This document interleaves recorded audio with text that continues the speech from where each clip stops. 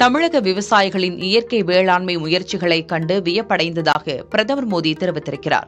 LinkedIn சமூக தளத்தில் இட்டுள்ள பதிவில், கோவையில் கடந்த 19ஆம் தேதி நடைபெற்ற இயற்கை வேளாண்மை மாநாட்டில் பங்கேற்றபோது பலதரப்பட்ட நபர்களின் பங்களிப்பை கண்டு வியந்ததாக குறிப்பிட்டுள்ளார். நமது வயல்களின் வளம், மண்ணின் ஈரப்பதம், ரசாயன உரங்கள் ஆகியவற்றை சார்ந்திருக்கும் சவால்களை எதிர்கொள்ள இயற்கை வேளாண்மை உதவிகரமாக இருக்கும் என்றும் பிரதமர் கூறினார். இயற்கை வேளாண்மையை பின்பற்றுவது குறித்து சிந்திக்க நாட்டின் ஒவ்வொரு விவசாயிக்கும் அழைப்பு விடுப்பதாகவும் பிரதமர் மோடி குறிப்பிட்டுள்ளார்.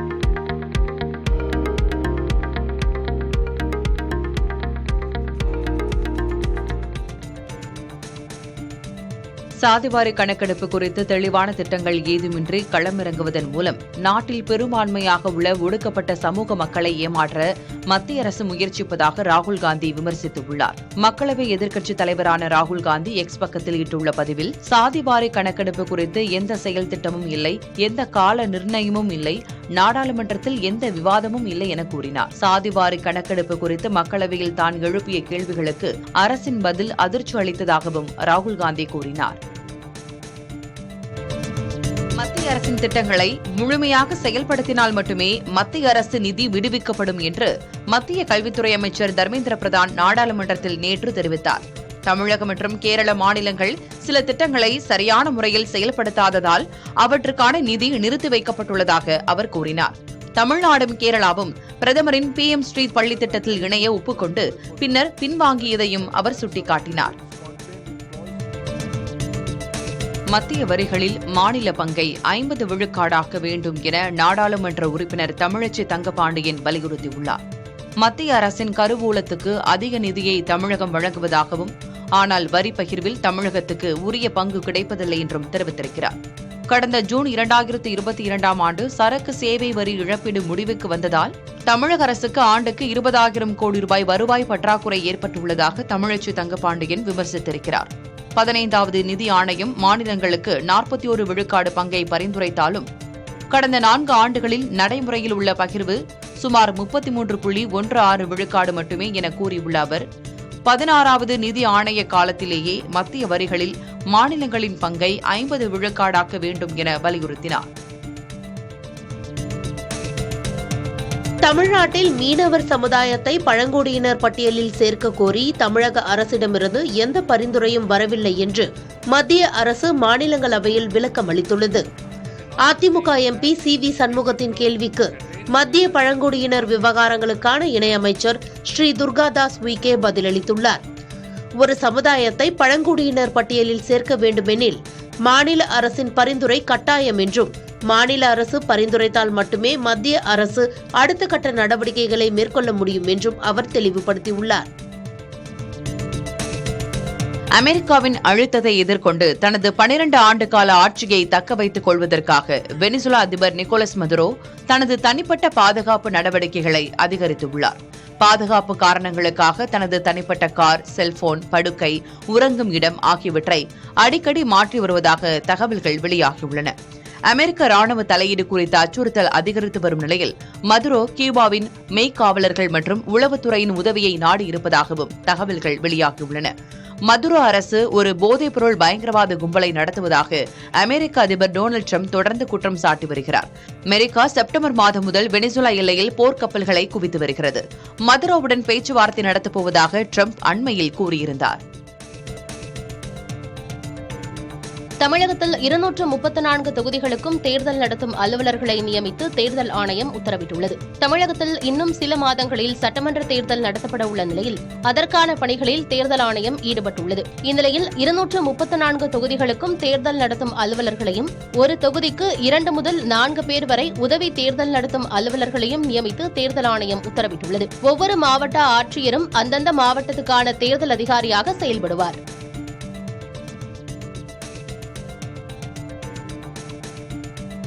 வரும் தேர்தலில் திமுக கூட்டணியில் இணைந்து செயல்படுவது என்று முடிவெடுத்துள்ளதாக மார்க்சிஸ்ட் கம்யூனிஸ்ட் கட்சியின் மாநில செயலர் சண்முகம் தெரிவித்துள்ளார்.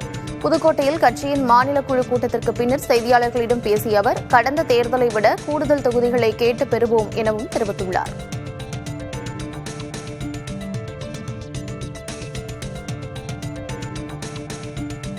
கீழ்வேலூர், கந்தரவக்கோட்டை 2 சிட்டிங் சீட் என்கிற முறையில் அது நாங்கள் உறுதியாக பெறுவோம்.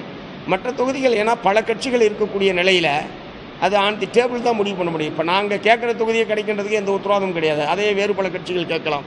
எப்போதுமே பேச்சுவார்த்தையில் தான் அது இறுதியாகும். நாங்கள் போட்டியிடுவதும் நாங்கள் தீர்மானிச்சிருக்கோம். எங்களுடைய சிட்டிங் சீட் அது, அந்த முறையில் நாங்கள் போட்டியிடணும் நாங்கள் முடிவு பண்ணியிருக்கோம். அதை நாங்கள் கோரி பெறுவோம்.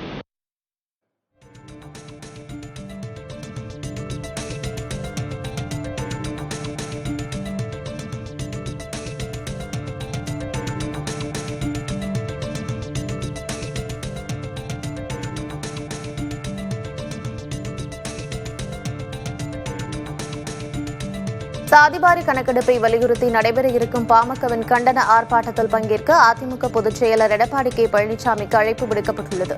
எழும்பூர் ராஜரத்தினம் திடலில் வரும் 17ஆம் தேதி பாமக சார்பில் கண்டன ஆர்ப்பாட்டம் நடைபெறவுள்ளது. இந்நிலையில் இதில் பங்கேற்க அழைப்பு விடுத்து எடப்பாடி கே பழனிசாமியை சந்தித்து கட்சித் தலைவர் அன்புமணி எழுதிய கடிதத்தை பாமக தலைவர்கள் வழங்கியுள்ளனர். சட்டமன்ற தேர்தலுக்கு சில மாதங்களே உள்ள நிலையில் போராட்டத்திற்கு அதிமுக பொதுச் செயலரை பாமகவினர் அழைத்துள்ளது முக்கியத்துவம் வாய்ந்ததாக பார்க்கப்படுகிறது.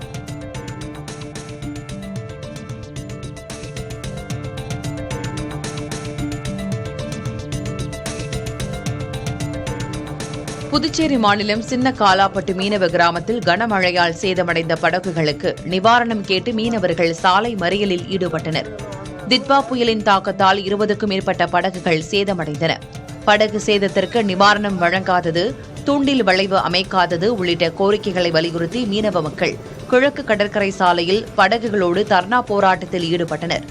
இதனால் சென்னை புதுச்சேரி நெடுஞ்சாலையில் சுமார் 1 மணி நேரத்திற்கு மேலாக போக்குவரத்துக்கு தடை ஏற்பட்டு பள்ளி, கல்லூரி, வேலைக்கு செல்வோர் பாதிக்கப்பட்டனர்.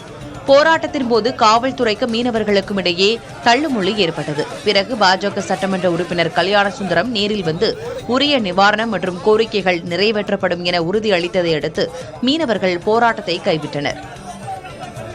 நீண்ட நேரம் ஒரே இடத்தில் அமர்ந்து கணினியில் பணிபுரியும் ஊழியர்களுக்கு உறைந்த தோள்பட்டை எனப்படும் வலி மற்றும் அசைவின்மை நோய் ஏற்படும் ஆபத்து அதிகரித்து வருவதாக மருத்துவர்கள் எச்சரிக்கின்றனர். நீண்ட நேரம் அசையாமல் இருக்கும்போது தோள்பட்டை மூட்டை சுற்றியுள்ள திசுக்கள் இறுக்கமடைந்து வீக்கம் ஏற்பட்டு இயக்கத்தை முடக்கிவிடுவதாக கூறுகின்றனர். கூன் விழுந்த முதுகு அல்லது முன்னோக்கி சாய்ந்த நிலையில் அமர்ந்து பணிபுரிவது தோள்பட்டை தசைகளில் அதிக அழுத்தத்தை ஏற்படுத்தி இந்த அபாயத்தை மேலும் அதிகரிப்பதாக எச்சரிக்கின்றனர். இந்த பாதிப்பை தவிர்க்க பணியின் போது 30 முதல் 45 நிமிடங்களுக்கு ஒருமுறை எழுந்து நின்று தோள்பட்டை மற்றும் கழுத்துக்கான எளிய ஸ்ட்ரெச்சிங் பயிற்சிகளை செய்ய வேண்டும் என அறிவுறுத்துகின்றனர். மேலும் நாற்காலி மற்றும் மேசையின் உயரத்தை சரியான முறையில் அமைத்து கைகள் வசதியான நிலையில் இருப்பதை உறுதி செய்யும் சீரான பணியிட அமைப்பை கடைபிடிப்பது முக்கியம் என்றும் மருத்துவர்கள் வலியுறுத்துகின்றனர். டிவிஎஸ் மோட்டார் நிறுவனத்தின் ஒட்டுமொத்த விற்பனை இந்த ஆண்டு நவம்பர் மாதத்தில் 30 விழுக்காடு அதிகரித்துள்ளது. இது தொடர்பாக டிவிஎஸ் நிறுவனம் வெளியிட்டுள்ள அறிக்கையின்படி 2025ஆம் ஆண்டு நவம்பரில் டிவிஎஸ் நிறுவனத்தின் 5,19,508 வாகனங்கள் விற்பனை செய்யப்பட்டுள்ளன. 2024 நவம்பரில் 4,01,250 வாகனங்கள் விற்கப்பட்டன. டிவிஎஸ் இருசக்கர வாகனங்கள், 3 சக்கர வாகனங்கள், மின்சார வாகனங்களின் விற்பனையில் ஈடுபட்டுள்ளது. அமெரிக்க டாலருக்கு நிகரான இந்திய ரூபாய் மதிப்பு இன்று மேலும் சரிவடைந்துள்ளது. வர்த்தகத்தின் போது ரூபாய் மதிப்பு 28 காசுகள் குறைந்து 90 ரூபாய் 43 காசுகள் என்ற புதிய வீழ்ச்சியை கண்டது. அந்நிய முதலீடுகள் வெளியேறுவதும் இறக்குமதியாளர்களிடம் டாலருக்கான தேவை அதிகரித்திருப்பதும் ரூபாய் மதிப்பு வீழ்ச்சிக்கு முக்கிய காரணங்களாக கூறப்படுகின்றன. ரூபாய் மதிப்பு சரிவு விலைவாசி உயர்வுக்கு வழிவகுக்காது என்றும் ஏற்றுமதியிலும் பாதிப்பை ஏற்படுத்தாது என்றும் நாட்டின் தலைமை பொருளாதார ஆலோசகர் அனந்த நாகேஸ்வரன் விளக்கம் கொடுத்துள்ளார். பில்ட் யுவர் ட்ரீம்ஸ் எனும் BYD நிறுவனத்தின் விலை உயர்ந்த மின் வாகனமான யாங் வாங் UHL காரின் பாதுகாப்பு திறனை சோதிக்க வித்தியாசமான சோதனை நடத்தப்பட்டது. 141 அடி உயரமுள்ள பனை மரத்தை காரின் மேற்கூரை மீது பலமாக விழச் செய்தனர். ஒரு முறை, இருமுறை அல்ல, 3 முறை மரத்தை விழச் செய்தனர். 3வது சோதனை கூர்மையாக நடத்தப்பட்டது. சோதனையின் தாக்கம் 50.4 ஜூல்ஸாக இருந்தது. இது 40 மாடி கட்டடத்திலிருந்து AC எனும் குளிர்சாதன கருவி விழுவதற்கு சமமாகும். ஆனாலும் கார் சற்றும் சேதமடையவில்லை. 3 முறை மரம் பலமாக விழுந்த பிறகும் காரின் கூரை, தூண்கள் ஆகியவை உறுதியாக உறுதியாக இருந்தன. மிக முக்கியமாக முன் கண்ணாடி, ஜன்னல் கண்ணாடி, சன்ரூஃப் உட்பட எதுவும் உடையவில்லை. சோதனை முடிந்த பிறகு காரின் கதவுகள் வழக்கம் போல் எளிதாக திறந்தன. எதுவும் நடக்காதது போல் சர்வ சாதாரணமாக புதிய ரக காரை ஓட்டிச் செல்ல முடிந்தது. இந்தியாவின் முதல் பார்வை மாற்றுத்திறனாளி ராணுவ அதிகாரி லெப்டினன்ட் கர்னல் துவாரகேஷுக்கு குடியரசுத் தலைவர் திரௌபதி முர்மு புதன்கிழமையன்று மாற்றுத்திறனாளிகளுக்கான தேசிய விருதை வழங்கினார். 2014 முழுமையாக கண் பார்வை இழந்த போதிலும் இவர் ராணுவத்தின் முழுநேர சேவையில் தொடர்ந்து பணியாற்றி வருகிறார். மாற்றுத்திறனாளிகளுக்கான துப்பாக்கிச் சுடும் போட்டியில் உலக சாதனை படைத்துள்ளார். மகாராஷ்டிரா மாநிலம் புனேவில் இருந்தபடி பணியாற்றி வரும் துவாரகேஷ், பார்வையின்மையையே எனது சக்தியாக மாற்றினேன், பார்வையில்லாதவர்கள் தங்கள் பார்வையை வெளிப்படுத்தும் வழிகளை கண்டறிந்தேன் என்று கூறியுள்ளார். மாற்றுத்திறனாளிகள் முன்னாள் முதலமைச்சர் கலைஞர் மு கருணாநிதியை முன்மாதிரியாக கொண்டு முன்னேற வேண்டும் என்று முதலமைச்சர் மு ஸ்டாலின் கேட்டுக் கொண்டார். டிசம்பர் 3ஆம் தேதியன்று மாற்றுத்திறனாளிகள் நாளை முன்னிட்டு நடைபெற்ற விழாவில் பேசிய அவர், ஒரு கார் விபத்தில் கருணாநிதிக்கு கண்ணில் காயங்கள் ஏற்பட்டதை நினைவு கூர்ந்தார். அதை தாண்டி அவர் தொடர்ந்து அரசியல் பணியாற்றியதோடு பல இலக்கியங்களை படைத்ததை சுட்டிக்காட்டினார். சக்கர நாற்காலியில் அமர்ந்த பிறகும் ஓய்ந்து விடாமல் வாழ்நாளின் இறுதி வரை கருணாநிதி பணியாற்றியதையும் அவரது மகனான முதலமைச்சர் ஸ்டாலின் நினைவு கூர்ந்தார். மத்திய அரசின் திட்டங்களை முழுமையாக செயல்படுத்தினால் மட்டுமே மத்திய அரசு நிதி விடுவிக்கப்படும் என்று மத்திய கல்வித்துறை அமைச்சர் தர்மேந்திர பிரதான் நாடாளுமன்றத்தில் நேற்று தெரிவித்தார். தமிழகம் மற்றும் கேரள மாநிலங்கள் சில திட்டங்களை சரியான முறையில் செயல்படுத்தாததால் அவற்றுக்கான நிதி நிறுத்தி வைக்கப்பட்டுள்ளதாக அவர் கூறினார். தமிழ்நாடும் கேரளாவும் பிரதமரின் PM ஸ்ட்ரீட் பள்ளி திட்டத்தில் இணைய ஒப்புக்கொண்டு பின்னர் பின்வாங்கியதையும் அவர் சுட்டிக்காட்டினார். இந்திய கிரிக்கெட் வீரர் மோகித் சர்மா அனைத்து வகையான போட்டிகளிலிருந்தும் ஓய்வு பெறுவதாக அறிவித்துள்ளார். 37 வயதாகும் மோகித் சர்மா இந்திய அணிக்காக 34 போட்டிகளில் விளையாடியுள்ளார். 26 ஒருநாள் போட்டிகள் மற்றும் 8 20 ஓவர் போட்டிகளில் மோகித் சர்மா விளையாடியிருக்கிறார். IPL தொடரில் சென்னை சூப்பர் கிங்ஸ் அணிக்காக அதிகம் விளையாடியுள்ள Mohit Sharma Kings 11 Punjab, Delhi Capitals, Gujarat Titans ஆகிய அணிகளுக்காகவும் விளையாடியிருக்கிறார். அமெரிக்க அதிபர் டொனால்டு டிரம்ப் சோமாலிய குடியேறிகளை குப்பை என்று கடுமையாக விமர்சித்துள்ளார். ஆப்பிரிக்க நாடான சோமாலியாவிலிருந்து குடியேறியவர்கள் சமூக பாதுகாப்பு சலுகைகளையே நம்பியிருப்பதாகவும் அமெரிக்காவுக்கு எந்த பங்களிப்பும் செய்வதில்லை என்றும் டிரம்ப் விமர்சித்துள்ளார்.